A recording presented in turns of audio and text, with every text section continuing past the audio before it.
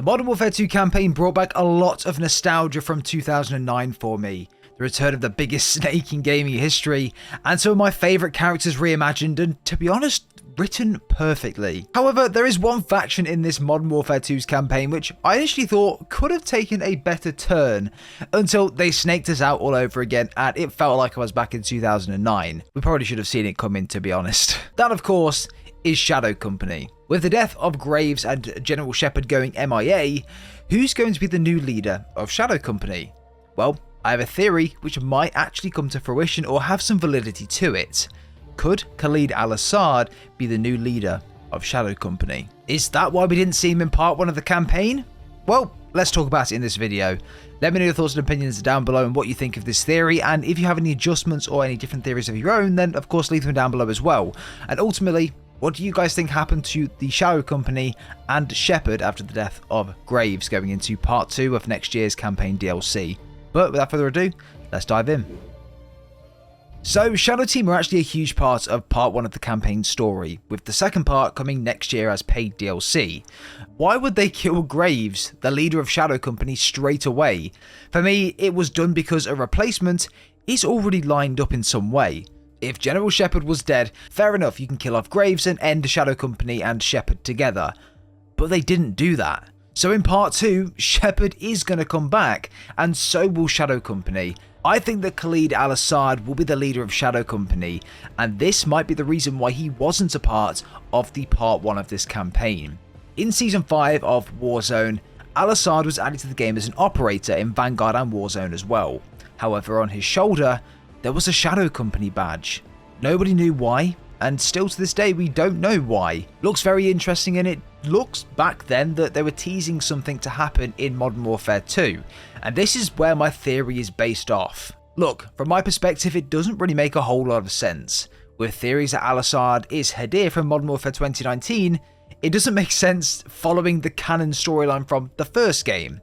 Hadir was working with a terrorist organisation that Shepard tried to eliminate in Modern Warfare 2. However, on the flip side of things, the Russians did like Hadir, and Laswell said this towards the end of the Modern Warfare campaign. So, could the Russians be involved in Hadir's decision to join Shadow Company as a leader? Could he now be working with the Russians rather than the Al-Qatala? We don't know.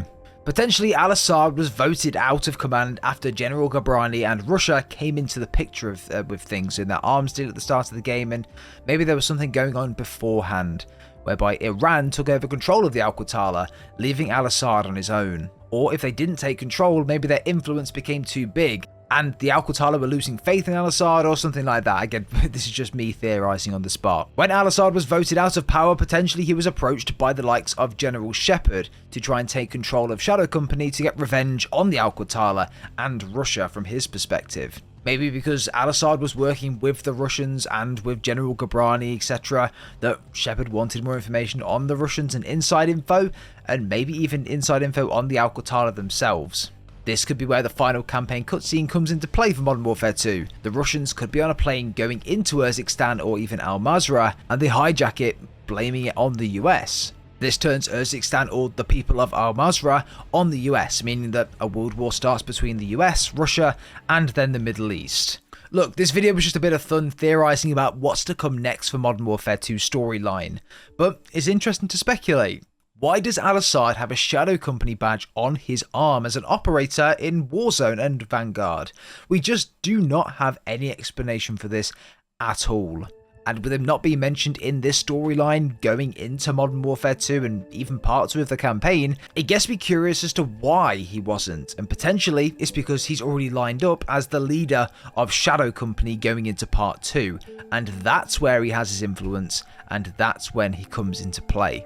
Again, the story of my theory may be completely wrong, but ultimately this is a good lead here, and it does get you thinking as to why. He may not even be the full-on leader of the Shadow Company going into part 2, but he could just be a part of it or own a faction within the Shadow Company, or he could be General Shepard's right hand man.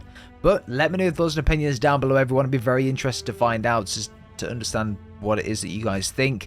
Do you think Khaled Al-Asad is a part of Shadow Company, and if he is, what do you think his role is, and do you think he'll be back in part 2, or will he be a Warzone 2 character going into part 2 and leading up to that? But leave a like if you did enjoy, everyone. Subscribe if you guys are brand new, and we'll see you all in the next one.